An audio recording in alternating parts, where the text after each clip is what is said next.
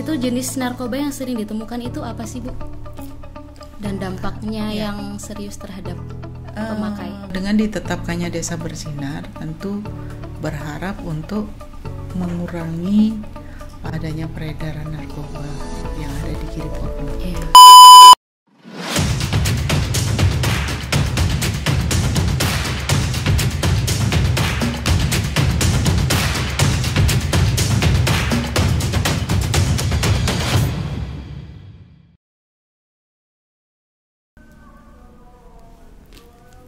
Assalamualaikum warahmatullahi wabarakatuh. Halo semuanya dimanapun kalian berada, kembali lagi di podcast SS Serius Tapi Santai bersama saya Aina Salsabila. Dan kali ini sudah kita hadirkan tamu yang sangat spesial. Ada Ibu Dr. Hajah Agus Suryadewi MPD selaku Kepala BNN Kota Batu. Assalamualaikum Ibu. Waalaikumsalam. Gimana kabarnya Ibu, sehat? Alhamdulillah sehat. Alhamdulillah. Oke, biar lebih akrab ini bisa dipanggil Ibu saja atau ada sapaan akrab lainnya? Kalau di sini panggilnya beda ya dengan di kantor. Iya. Bisa apa saja Ibu Dewi gitu. Ibu Dewi. Oke.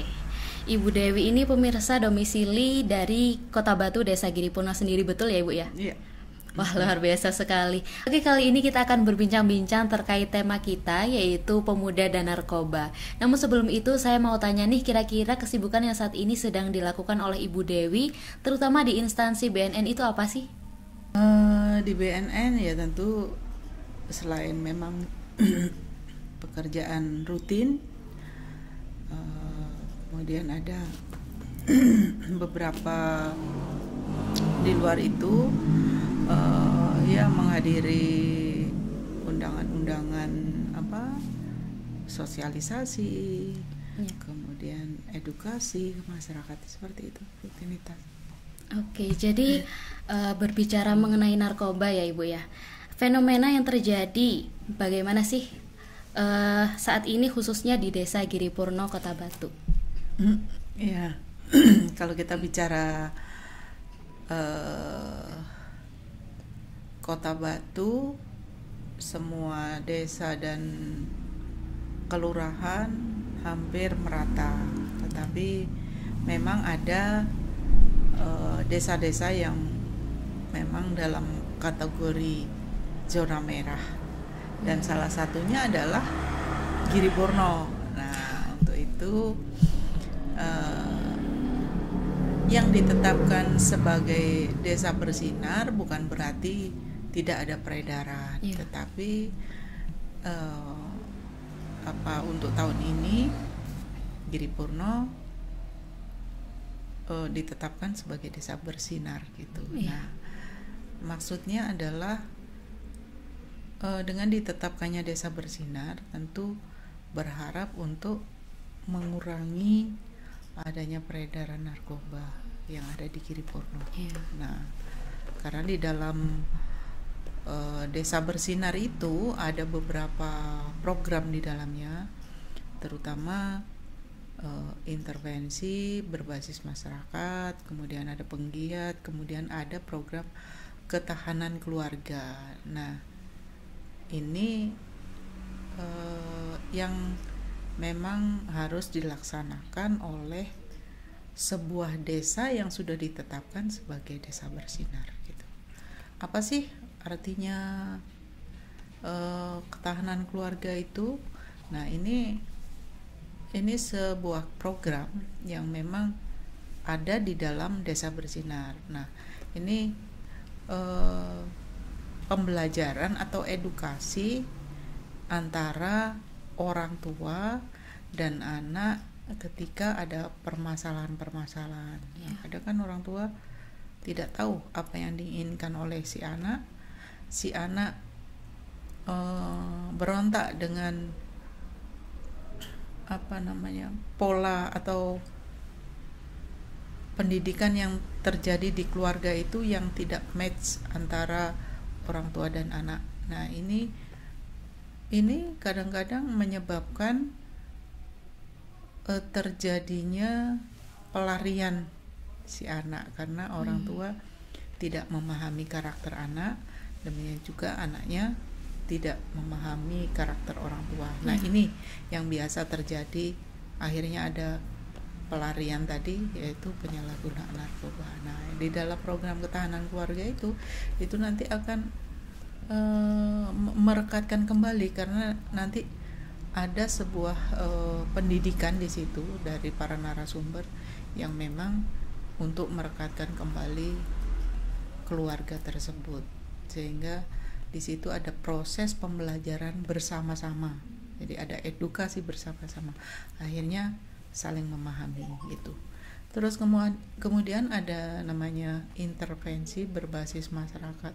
Nah, di situ nanti yang akan melakukan edukasi itu adalah petugas dari Giri Purno sendiri yang sudah ditunjuk dan di SK-kan oleh kepala desa masing-masing untuk berbuat untuk masyarakat di desa Giri Purno sendiri.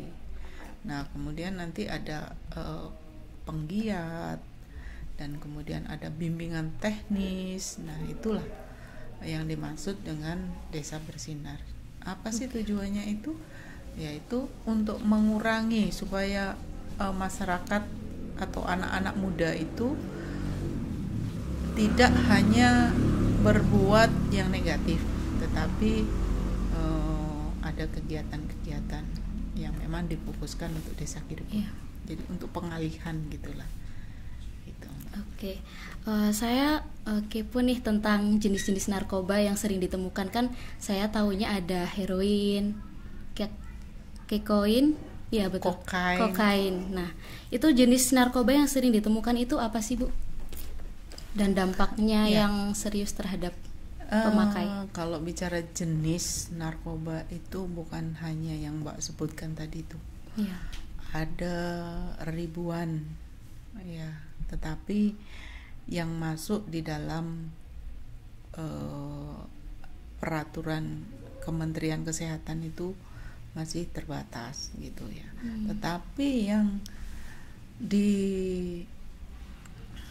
dikenal atau dipahami oleh masyarakat itu juga masih sangat terbatas juga. Yang ditahu cuman sabu, kemudian heroin, ya, kokain, dan banyak lagi, termasuk sekarang yang lagi marak beredar itu pil koplo. Pil koplo yang banyak beredar termasuk di desa Giri Purno ini. Untuk menghangatkan suasana kita kali ini, bisa dinikmati dulu Ibu minumannya. Ayo Mbak.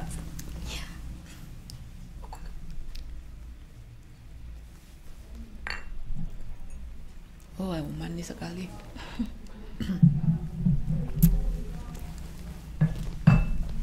Oke, mungkin bisa dilanjutkan lagi, Bu.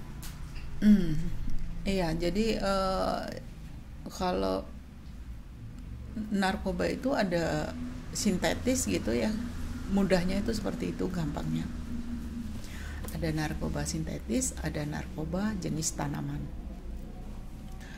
Nah, jenis tanaman itu adalah ganja misalnya.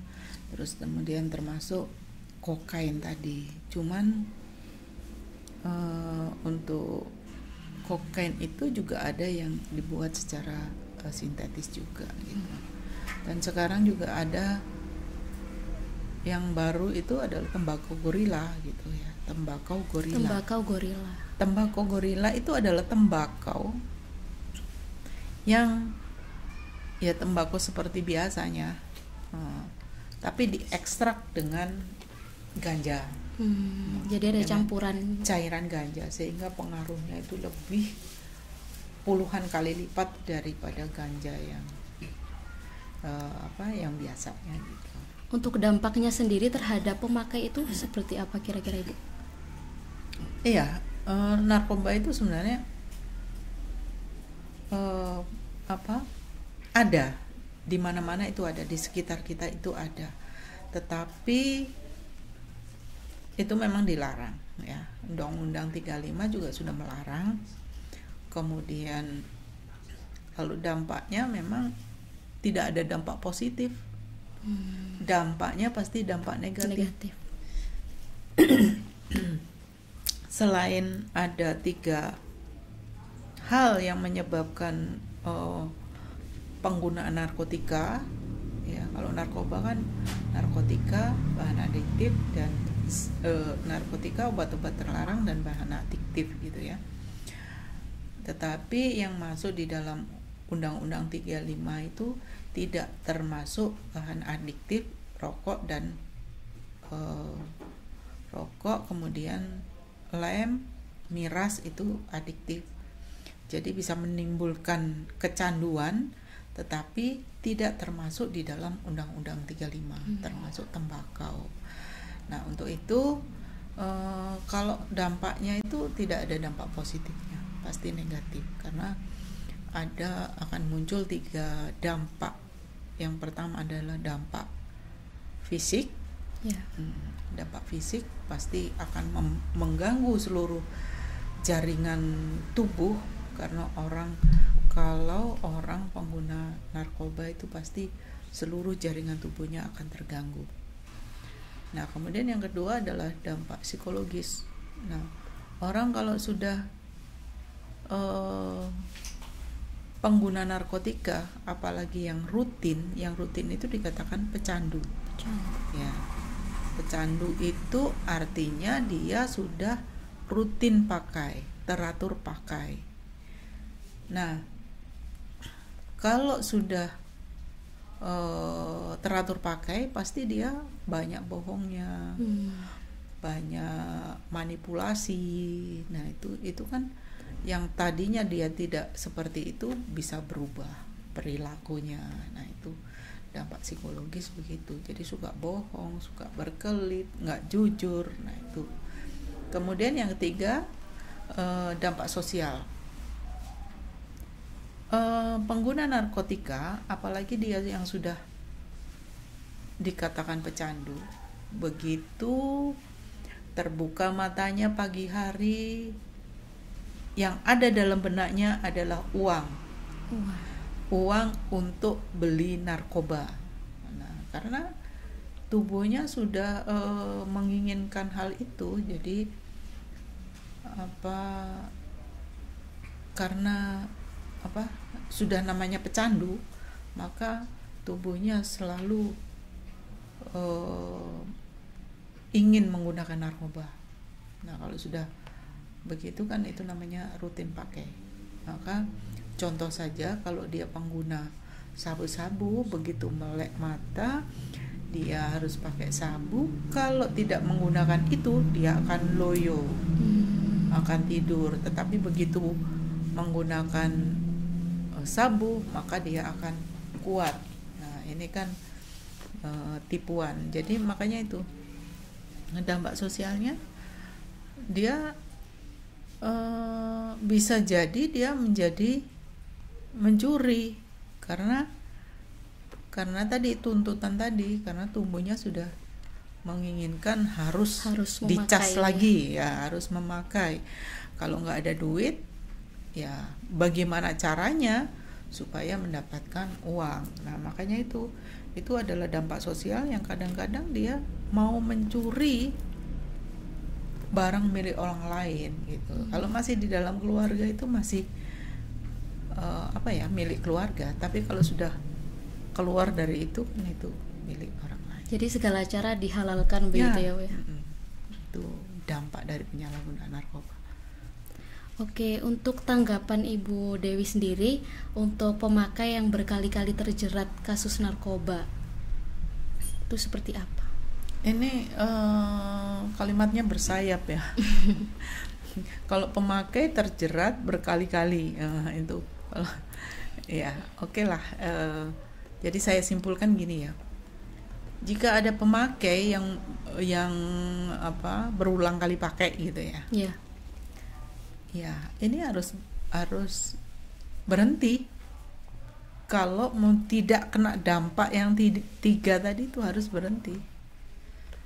Nah, bagaimana kadang-kadang mereka tidak tahu bagaimana cara berhentinya, yaitu dengan rehabilitasi. Kalau dia tidak bisa melakukan sendiri untuk berhenti, segera datang ke BNN. Ada konsultasi, rehabilitasi di sana. Jadi rehabilitasi itu tidak berbayar kalau di BNN dan tidak dipidanakan. Ini yang perlu disampaikan kepada seluruh masyarakat, baik itu masyarakat Giripurno atau masyarakat Kota Batu, bahwa rehabilitasi itu penting untuk pemutusan zat, untuk berhenti menyalahgunakan jika kita tidak mampu melakukan sendiri. Nah, karena saya tadi sudah nyampaikan dampak dari penyalahgunaan narkoba itu intinya tidak ada yang positif, semuanya negatif. Orang bisa berbuat jahat karena itu, kemudian orang bisa mencuri, orang bisa akhirnya berbohong, ya itu kan karena dampak negatif dari penyalahgunaan narkoba tadi. Jadi kalau ingin berhenti, segera lakukan rehabilitasi. Kalau memang bisa berhenti dengan sendirinya tanpa bantuan orang lain, ya lakukan gitu. Intinya kan seperti itu. Makanya stop menyalahgunakan narkoba. Oke. Nah, untuk upaya-upaya yang dilakukan oleh BNN ini salah satunya rehabilitasi ya Ibu ya. Nah, untuk sejauh ini apakah rehabilitasi yang dilakukan itu sudah cukup berhasil? Jadi gini ya, sebelum saya menjawab tentang keberhasilan, ada 4 pendekatan program ya, pendekatan yang dilakukan BNN. Yang pertama adalah soft power approach. Nanti saya jelaskan satu-satu. Yang kedua, hard power approach. Yang ketiga adalah smart power approach, dan yang keempat adalah cooperation. Nah, yang pertama, soft power approach itu apa? Kegiatan atau program dengan pendekatan yang namanya soft, ya,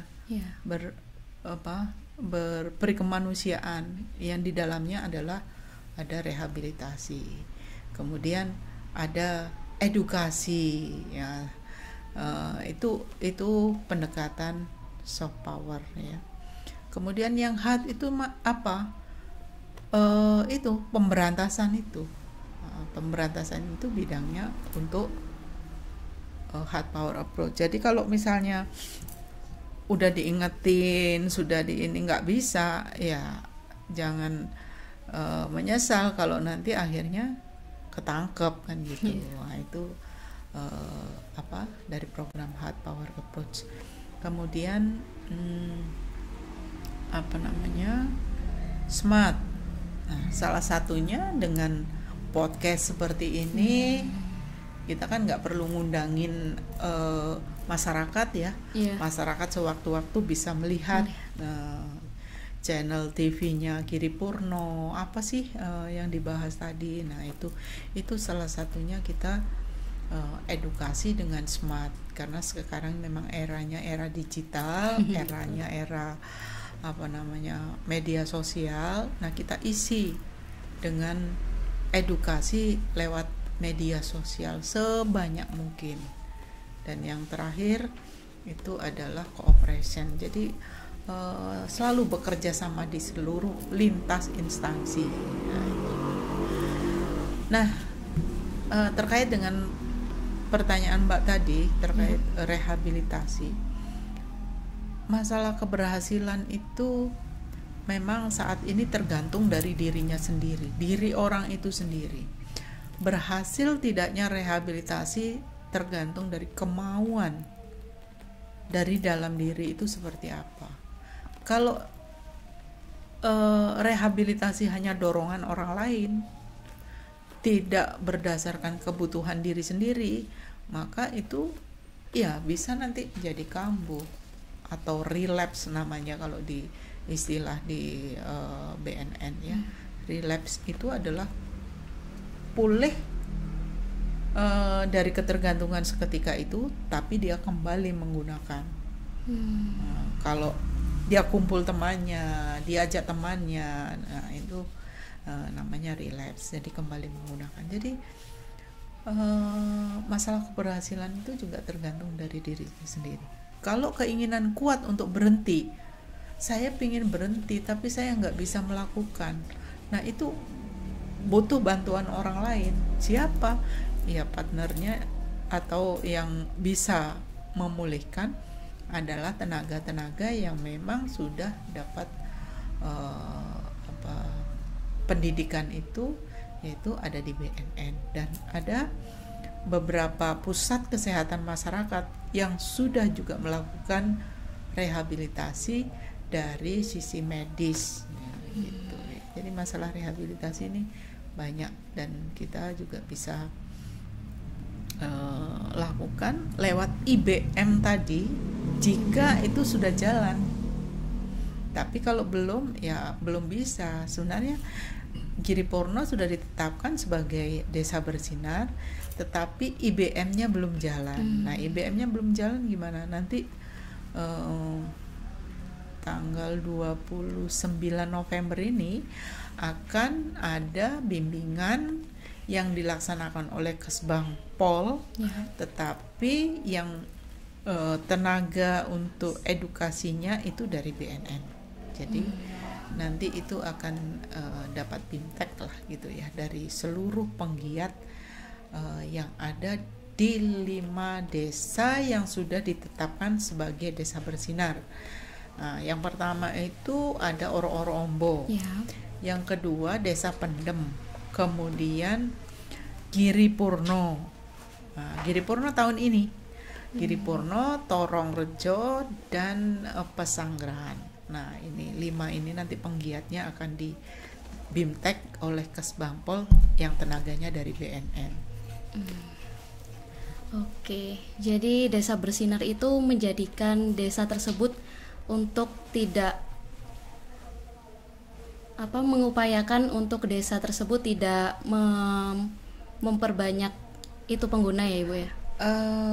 Tujuannya ya desa bersinar salah satunya adalah meminimalisir peredaran, untuk menjadikan pengguna-pengguna itu sadar ya, kemudian menjadikan masyarakat desa sendiri itu terampil untuk mengatasi permasalahan yang ada di desanya sendiri. Karena kalau semua dijangkau oleh BNN tidak akan mampu untuk melayani seluruh masyarakat Kota Batu.